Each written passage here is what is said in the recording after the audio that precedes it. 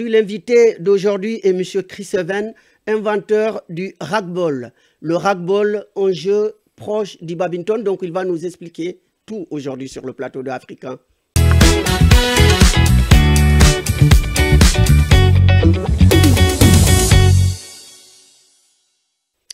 Madame, monsieur, bonjour. Donc, vous êtes sur Africain et nous avons aujourd'hui un invité de marque. L'invité, c'est monsieur Christopher Ouessou, dit Chris Evans, l'inventeur du racquetball. Le racquetball, il va nous expliquer ce que c'est. Mais c'est un monsieur qui est multicasquette. Donc, bonjour, monsieur Evans. Et bonjour, bienvenue à tous. Très bien. Donc, alors, vous allez d'abord, comme à l'accoutumée dans cette émission, vous allez d'abord vous présenter à nos téléspectateurs. Ok, bah, très simplement, effectivement, bon, je m'appelle Chris Evans, c'est mon nom d'artiste, hein. Mon vrai nom, c'est non pas Christopher, mais Christophe Ouessou. Je suis originaire d'Afrique de l'Ouest, du Bénin. Voilà, et je suis peintre, sculpteur, plasticien et inventeur. Donc ça fait un peu beaucoup tout ça, mais on va rester sur le mot inventeur parce qu'effectivement, vous venez de parler du racquetball et j'ai donc inventé ce nouveau sport qui, comme vous l'avez un petit peu évoqué, est un peu proche du badminton, mais pas que. En fait, c'est carrément un nouveau sport. C'est un sport collectif de raquettes. Voilà. Ben, mais comment est venue l'idée de cette invention? Alors, vous savez, quand vous posez cette question à un artiste, comment est venue cette idée? On flotte dans les idées, nous, les artistes et autres créateurs. On baigne dedans 24 heures sur 24, presque. Donc, du coup, je vais vous donner la petite histoire quand même, parce qu'elle est assez fun. J'étais en 2012, donc vous voyez, ça date un petit peu, en plein été, en juillet 2012, dans une rue du 17e arrondissement de Paris. Et il faisait très chaud, et j'étais en train de regarder un panneau de sens interdit. Et de ce panneau de sens interdit, je me suis imaginé un jeu où on avait des raquettes en main, où on se faisait des passes et on les scorait sur une cible. Et de cette idée, j'allais dire brute, je me suis empressé de la réaliser dans mon atelier dans le sud de la France, à Mougins. Et j'ai fait mon premier prototype, donc à ce moment-là, alors là, je vais continuer un tout petit peu, panneau de bois, bombe aérosol, rideau de douche, hamac, et tout ça fait main, quoi. Premier prototype. Donc, c'est un jeu qui est destiné à quelle population, à quelle cible? Les jeunes ou à tout? Alors, par définition, l'art et le sport, c'est universel. Donc, c'est un langage universel. Donc, le racquetball se veut être pour n'importe qui. Alors, n'importe qui, j'aime pas, en fait. Ça veut rien dire. C'est pour tout le monde. Alors, j'ai une vraie sensibilité pour la jeunesse, effectivement. J'ai mon âme d'enfant, moi, qui est toujours là, toujours présente en moi. D'ailleurs, ça se voit. Donc, j'ai vraiment mis la jeunesse en avant. Mais le racquetball peut être pratiqué par des personnes de tous âges, toutes situations, handicap, pas handicap.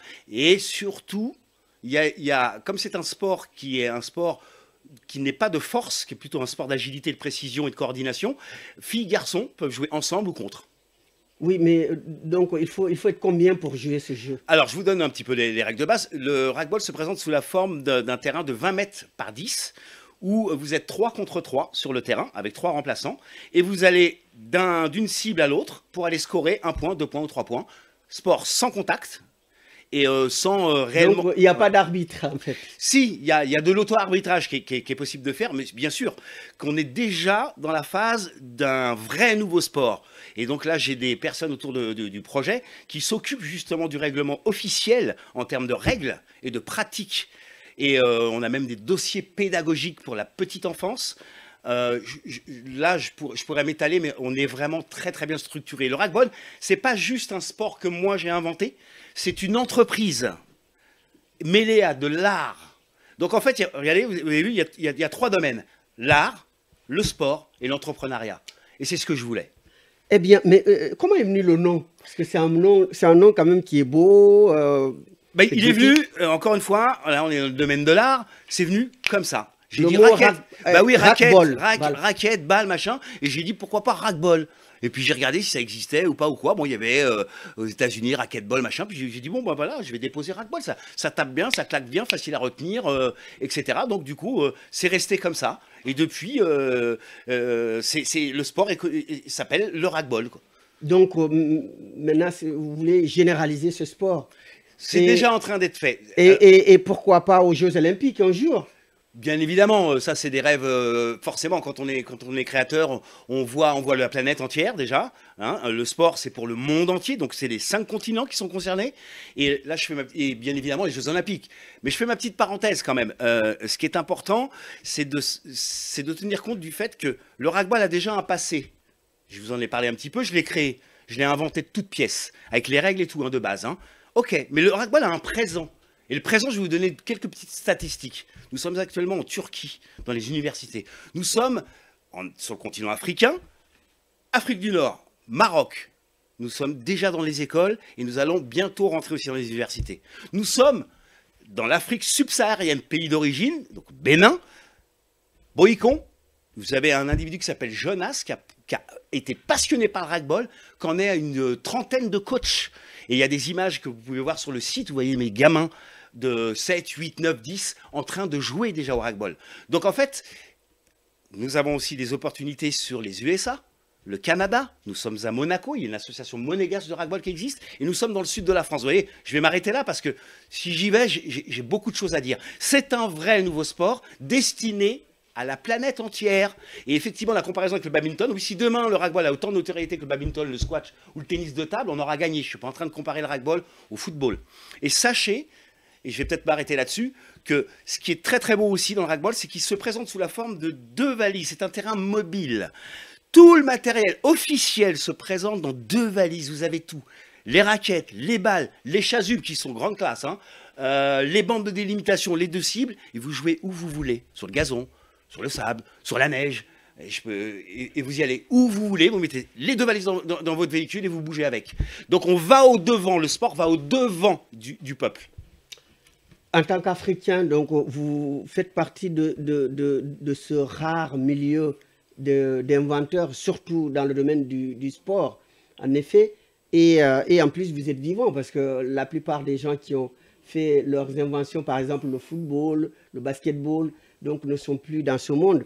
Eh bien, est-ce que c'est aussi une grande satisfaction, surtout en tant qu'Africain? Ouais, oui, sincèrement oui. Et vous avez mis le doigt sur quelque chose. Effectivement, on connaît les auteurs de musique, on connaît les réalisateurs et autres et comédiens. Je ne dévalorise rien du tout. Hein. Mais est-ce qu'on connaît la personne qui a inventé le badminton, le squash, le tennis de table? Moi, j'ai un peu de notions puisque j'ai fait mes recherches et tout. Donc, avoir inventé un sport, c'est complètement curieux, quoi. Mais c'est le cas. Surtout au nouveau sport, oui. Voilà. Au nouveau sport, voilà. Oui, qui est totalement un nouveau sport. Parce qu'en fait, quand on voit la raquette, la balle, donc déjà la raquette, c'est ni une raquette de ping-pong, de tennis ou de badminton ou de squash. C'est une raquette de racquetball qui a été créée par bureau d'études avec mon aval, etc. Mais j'ai toute une équipe hein, qui a permis qu'on en arrive là, bien évidemment. C'est de nouvelles sensations, ce jeu.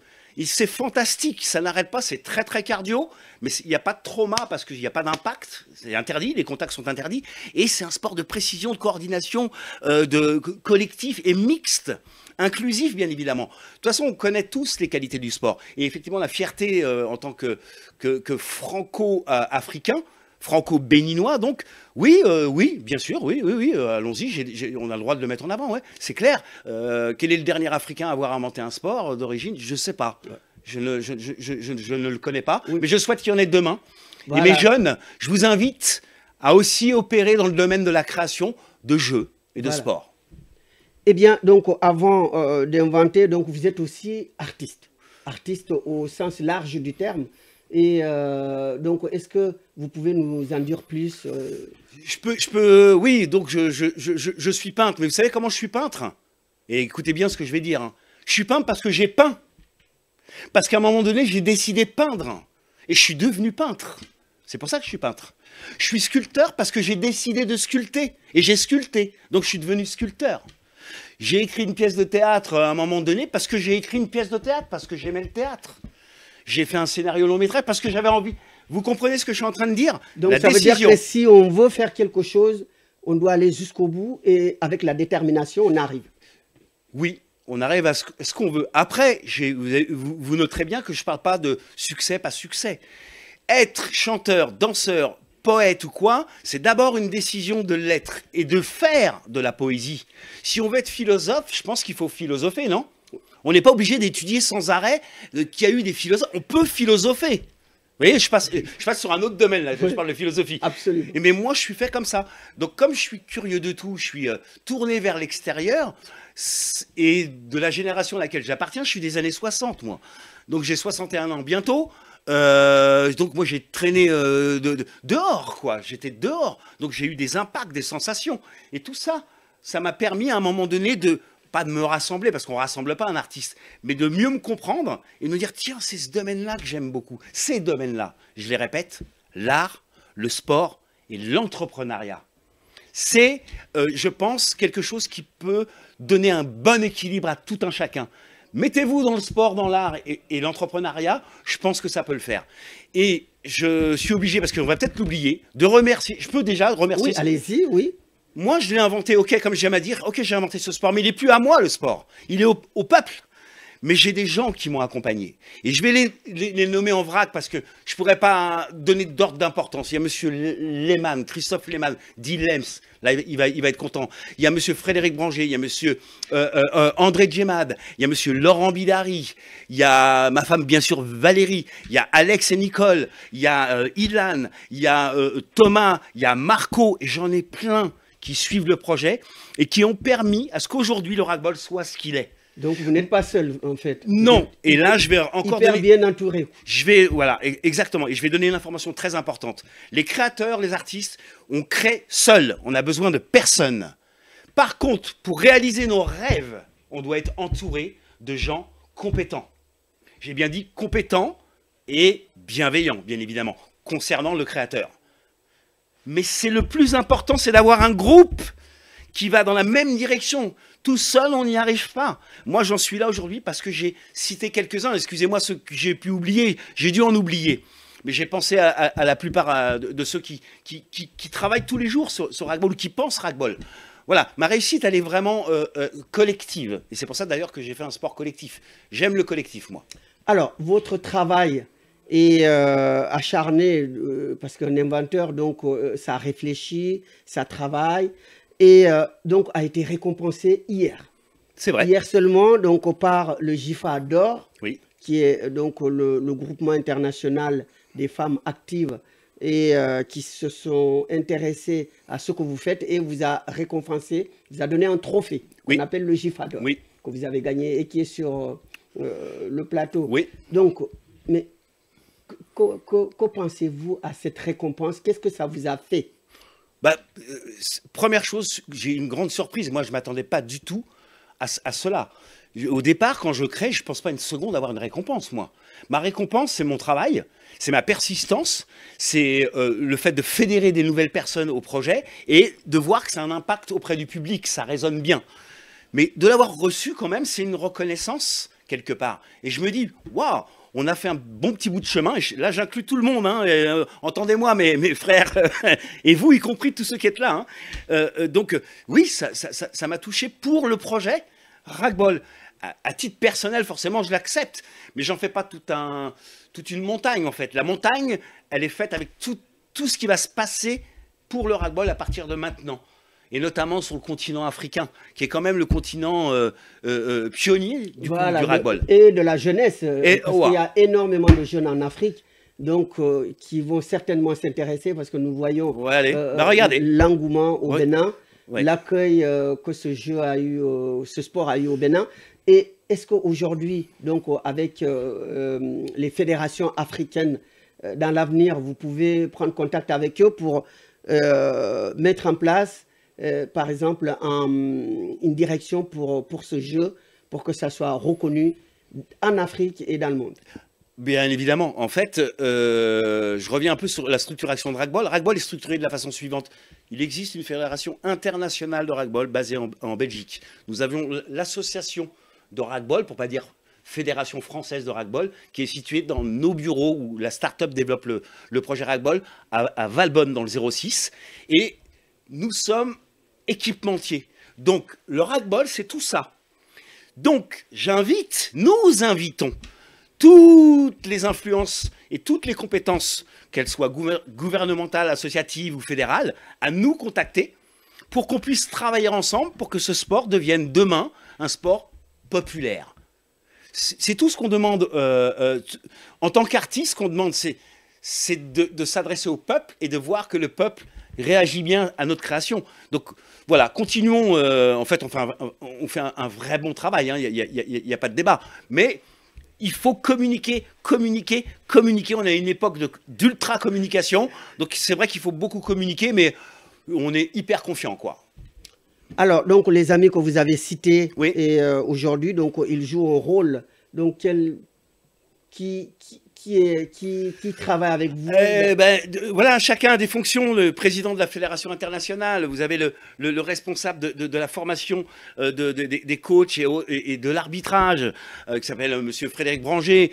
Monsieur Lehmann, c'est on va dire le directeur général.